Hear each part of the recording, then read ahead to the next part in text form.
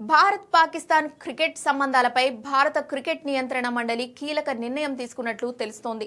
Pakistan cricket board పెట్టిన అన్ని డిమాండ్లను బీసీసీఐ తిరస్కరించినట్లు సమాచారం. టీ20 ప్రపంచ కప్ 2026 నేపథ్యంలో భారత్తో మ్యాచ్ ఆడాలంటే పీసీబీ పలు షరతులు పెట్టిన విషయం తెలిసిందే. ఆ షరతులపై బీసీసీఐ తన స్పష్టమైన వైఖరిని తెలిపింది. పాకిస్తాన్ డిమాండ్లకు అస్సలు ఒప్పుకునేది లేదని బీసీసీఐ ఐసీసీకి తేల్చి చెప్పినట్లు తెలుస్తోంది. తాజా సమాచారం ప్రకారం పాకిస్తాన్తో ఎలాంటి ద్వైపాక్షిక సిరీస్లు ఆడే ఆలోచనలో భారత్ లేదని బీసీసీఐ తేల్చి చెప్పింది.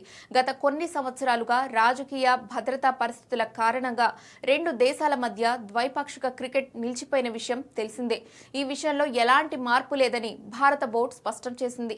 అదేవిధంగా ఆసియా కప్ లేదా వరల్డ్ కప్ మ్యాచ్ల కోసం భారత్ పాకిస్తాన్కు వెళ్లబోదని కూడా స్పష్టంగా తెలిపింది. భవిష్యత్తులో జరిగే ఏ అంతర్జాతీయ టోర్నమెంట్ అయినా భారత్ పాల్గొంటే అది న్యూట్రల్ వేదికలోనే జరుగుతుందని బోర్డు వర్గాలు పేర్కొంటున్నాయి. మరో కీలక అంశంగా బంగ్లాదేశ్తో ద్వైపాక్షిక సిరీస్ల విషయము చర్చకు వచ్చింది. తాజా పరిణామాల నేపథ్యంలో బంగ్లాదేశ్తో కూడా ప్రస్తుతం ఎలాంటి ద్వైపాక్షిక సిరీస్లు ఆడే ప్రణాళిక లేదని సమాచారం. ఈ నిర్ణయం కూడా క్రికెట్ వర్గాల్లో చర్చనీయాంశంగా మారింది. అయితే భారత్ పాకిస్తాన్ మ్యాచ్ల్లో హ్యాండ్ షేక్ అంశంపై మాత్రం ఇంకా చర్చలు కొనసాగుతున్నట్లు తెలుస్తోంది.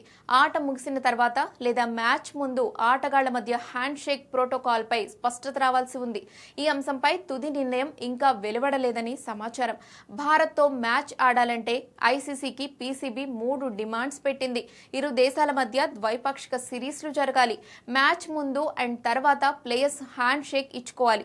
ఎక్కువ వాటా శాతం అంటూ డిమాండ్స్ చేసింది.